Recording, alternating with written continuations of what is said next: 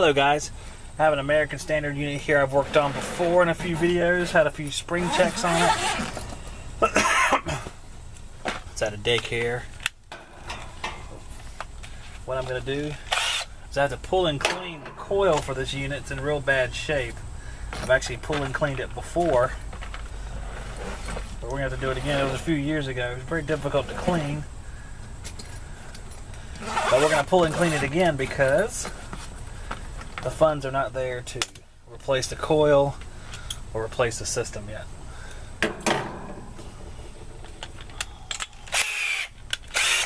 So what I'm going to do is take off this door over here. We're going to take off this door right here so we can expose the controller.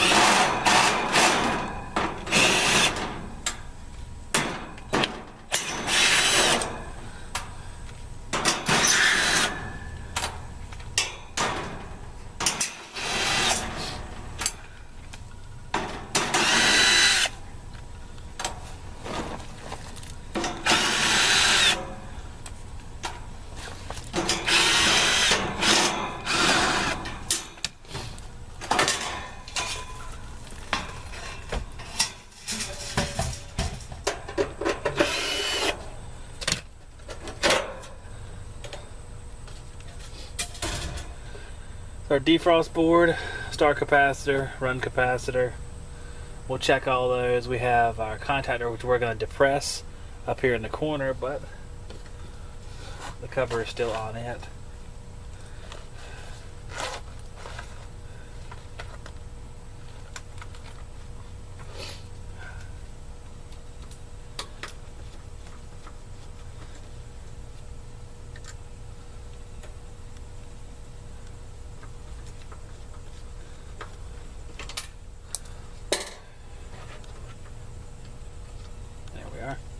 Contacts look good. It's pretty new. I think I replaced it like a year or two ago. So we're gonna valve off the liquid side so we can pump everything into the condenser so I can cut the coil out underneath, and we'll start there.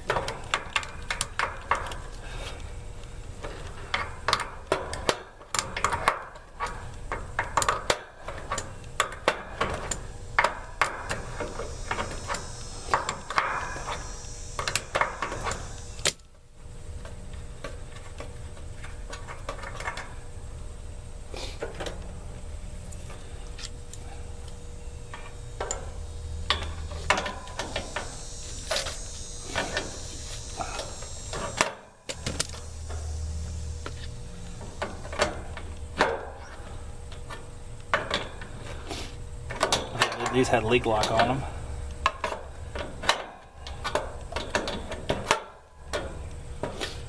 I could use a fan over here because it's kind of hot in the sun.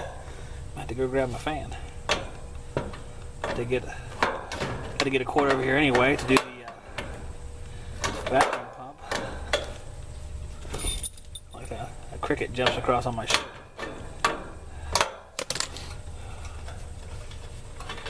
Looks like I put a little leak lock on that one.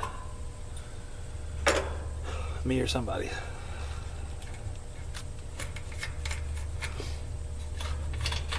Take our valve caps off.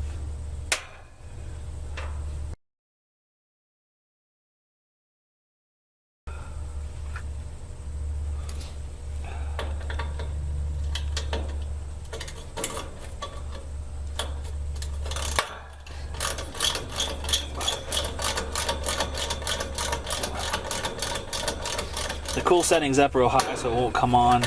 It's only going to run whenever I push the contactor in, so we won't have any nuisance runs there. Let me get my Z manifold out. Z manifold, the trusted name in HVAC gauges.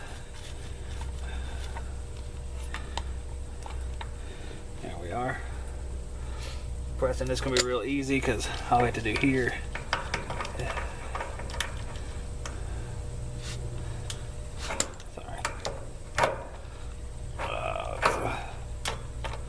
Turn it like this whenever we get a chance. So when we're done, we just close it off. Pretty easy. Matter of fact,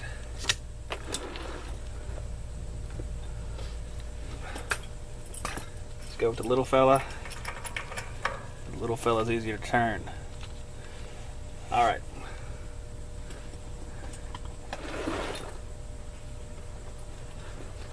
I always use something non-conductive to push the contactor in. Not one of you crazy guys pushing it in with your finger. But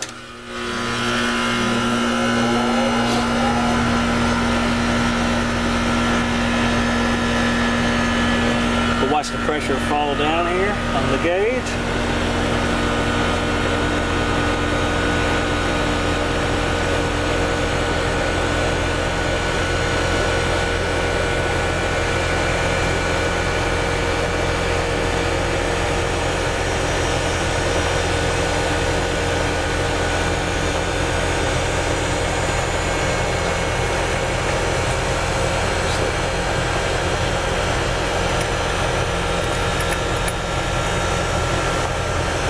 Easier, slowly but surely.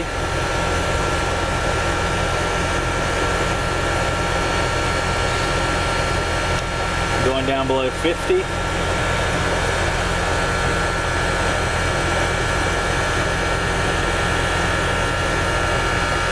Starting to fall down a little bit lower. Yeah, the good thing about these valves, you can cut them off pretty quick. You don't have to worry about getting real close to zero and wrenching it down for like 10 or 15 seconds. See the tenor of the compressor will start to change as it gets lower pressure. Go down around 10 pounds, we'll get right below 5 and shut it down.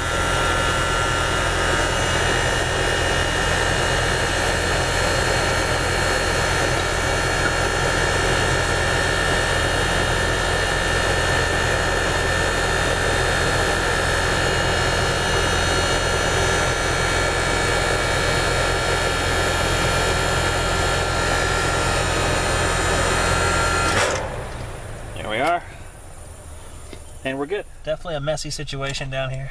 A little bit of water, a little bit of disgusting crap.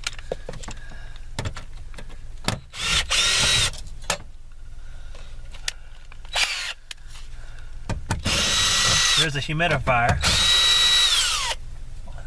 Haven't heard it run here lately.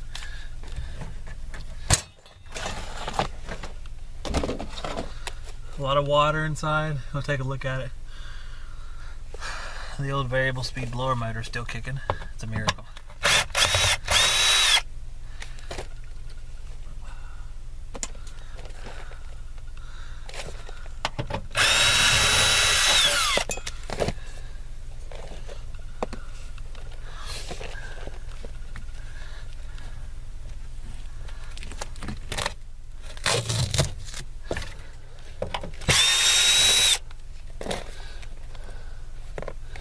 Spiders everywhere.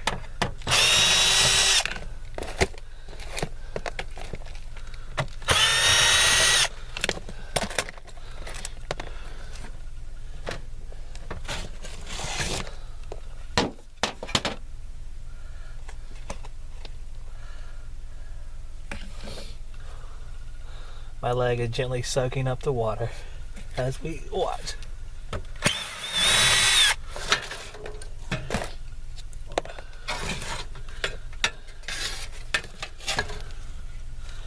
Well, we had to cut the dryer out. We got a lot of dirt, a lot of degraded coil. We can cut the dryer out here and put a new dryer in. Might put it in outside. Maybe, I don't know. I had to drag the torches down here anyway, so I guess it doesn't matter. And cut the suction line off here, tape them up, and then we can drag this coil outside and clean it.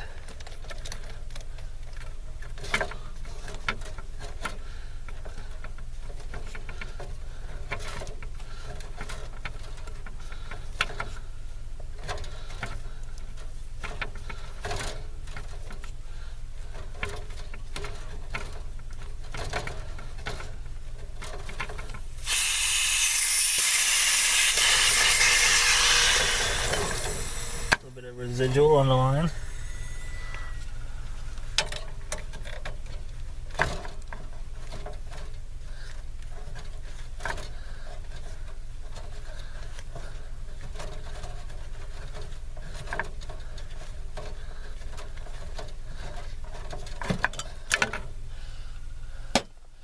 haven't really ever had an issue with the TXV on this thing. It always seems to work very well. Give us about 17, 18 degrees of superheat all the time. So, no issues there.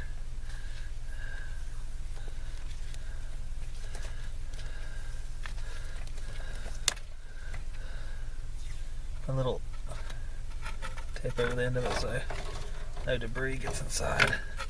It's a little bit damp.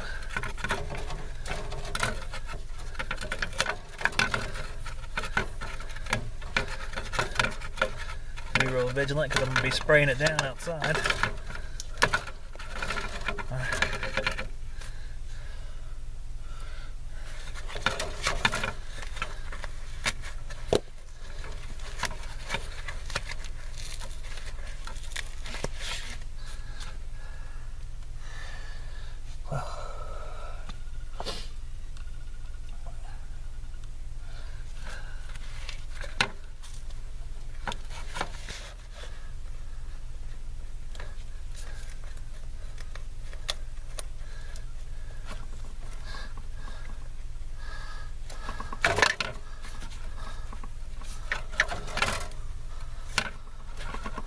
Pipe's a little oblong right there. So I put it on the narrow side of the oval. Start cutting so it kind of pinches in the other side and kind of rounds it back out.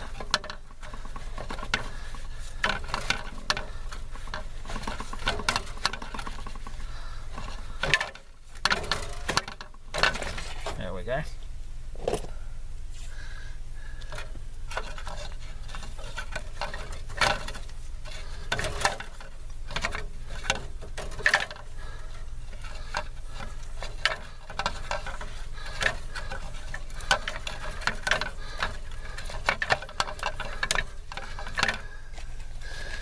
Make sure we keep the water out of it.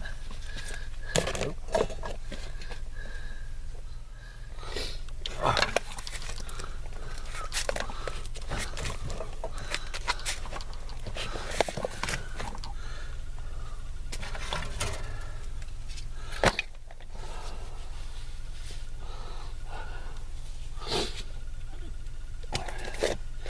Set our drill over.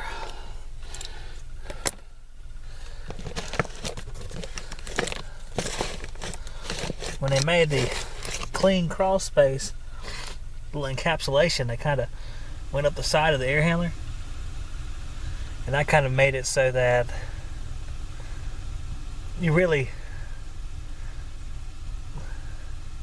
the bad part was that they kind of trapped moisture underneath the air handler, so it didn't really do the intended purpose as far as the air handler, and the air handler's soaking all rusted on the bottom.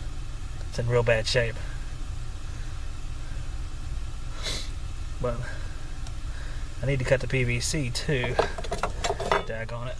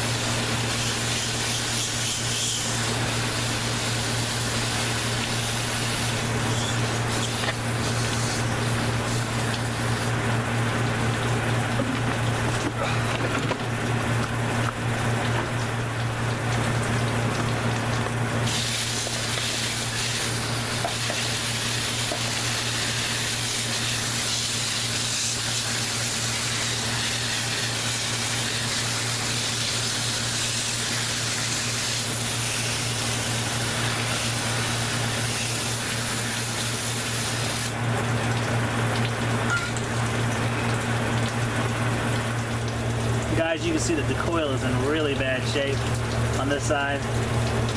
Not leaking, just deteriorated. We got as clean as we can get. Hopefully we'll get a few more years out of it. Unless it starts leaking, then it'll be sort of a worst case scenario. But a lot cleaner than it was before. I'll spray it off one more time. That's about the best we can do with this thing. Coil back in the unit. Unit looks stellar, if stellar means shitty. So we're about ready to fit a new dryer up, fit the old piping together, solder things back up. Got a few screws in it. A few screws is all that fit in it. Most of the screw holes are routed out and destroyed. So we'll try to do as best we can with that. Not great. Most of the screw holes are not great. So, put a few more screws in it once we get everything tied back together. I guess we can put the door back on over here, but I'm using that as a camera stand, so we're gonna wait.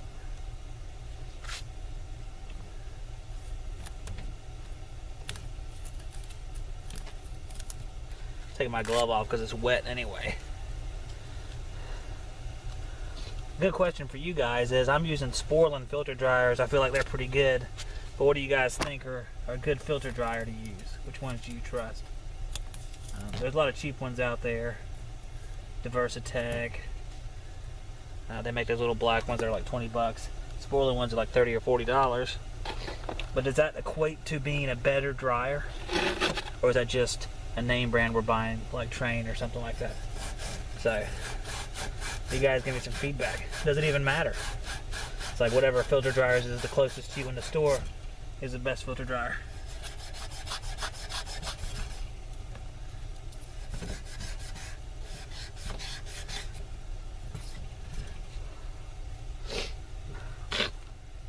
Got the Hillmore Compact Swage. It's a fantastic tool. Don't go screw it on. There. 7/8 copper all the way down to 3/8 copper. First thing I'm gonna do is catch the lip on it, kind of expand it out a little bit if I can.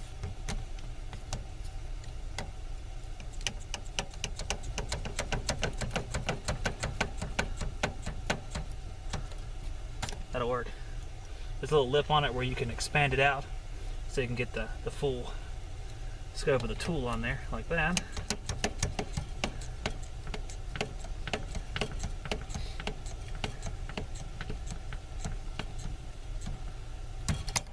There we go.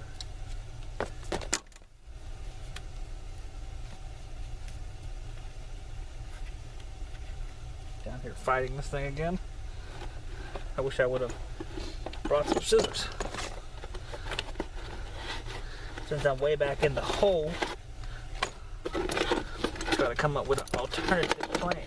But I do not see anything that will cut it down there. Should have my car keys, because I have a knife on my car keys.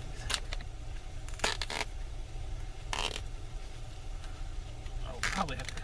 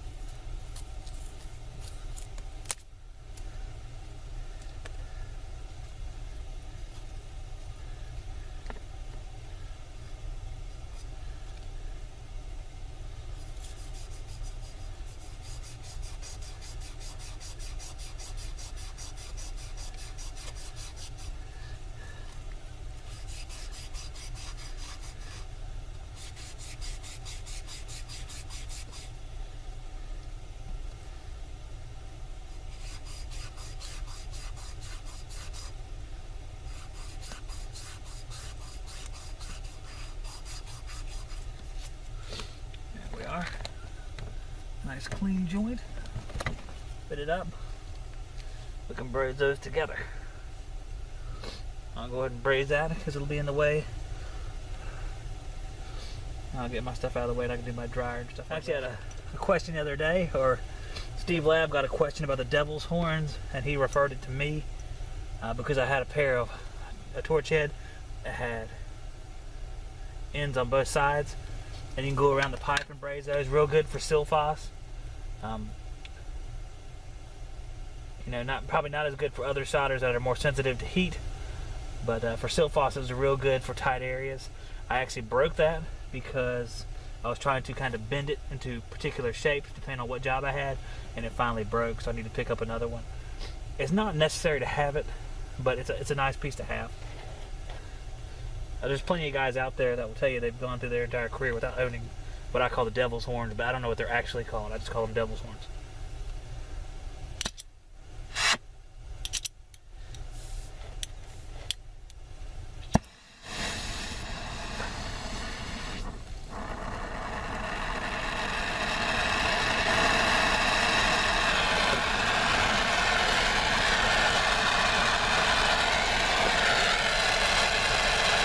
Put a little rag right up here, because our TXV bulb is right there, so we'll keep it protected a little bit.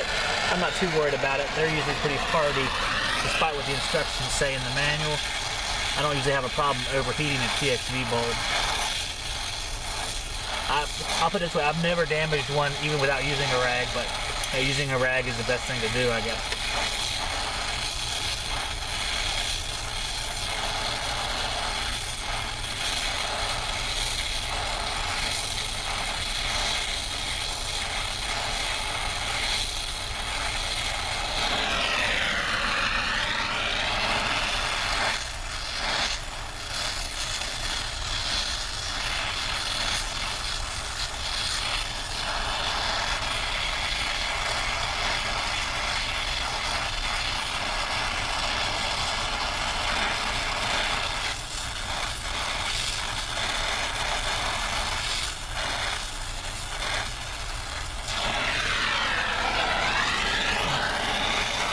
Once you get the pipe good and hot, silphos runs around pretty good.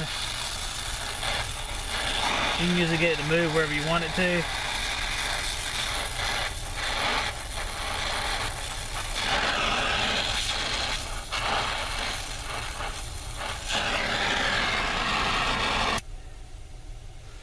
Looks like we got that one.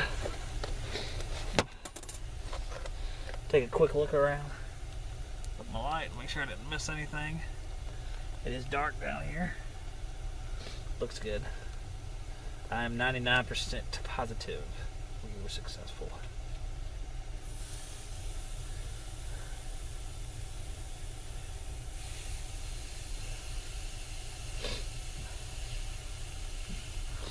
Now what we'll do is we can take tape off a smaller line. We'll fit up that dryer, and it ought to be about right between this distance. Got a big honking Sporlan dryer, 16S 3/8 dryer. Heat pump dryer. Make sure you got the right dryer. You don't want to get the wrong one. That would be bad. Make sure.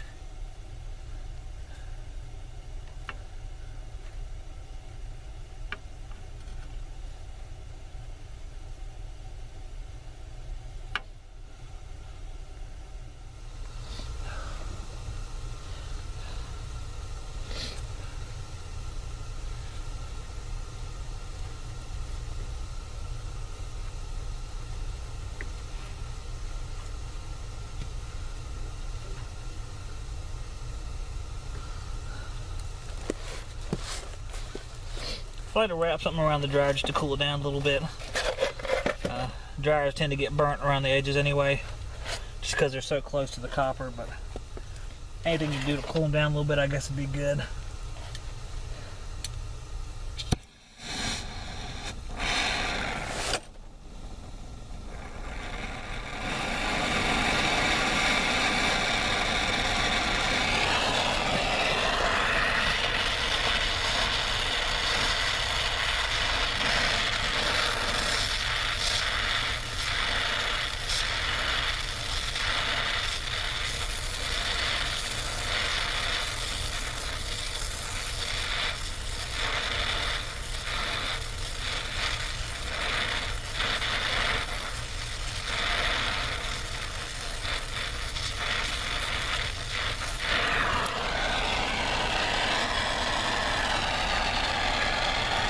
Problem is I can't see.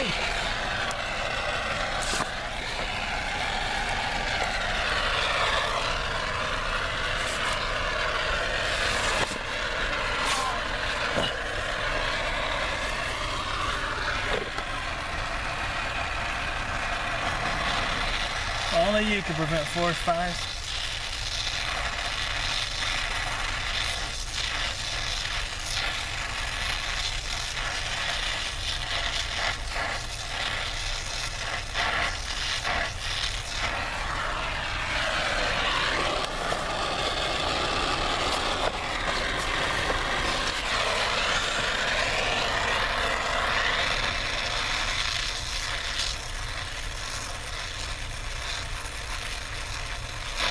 Enough solder on it to run it around. She's good.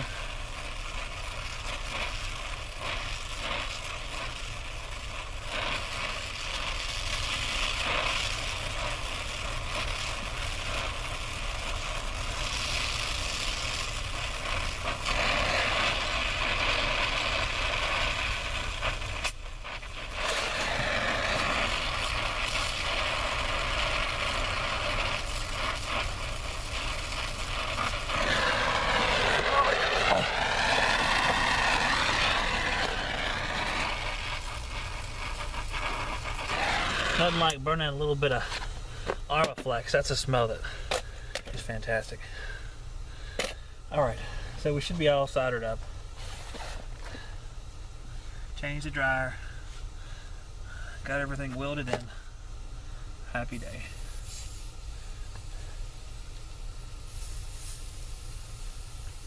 We'll cool those down and go outside and put her on a pressure test. Take a little break from the camera because it's about to die. I'll charge it in the truck and we'll catch up a little bit later, maybe at the charging. Hey guys, I just finished up that pull and clean on the old evaporator. You see it looked pretty bad.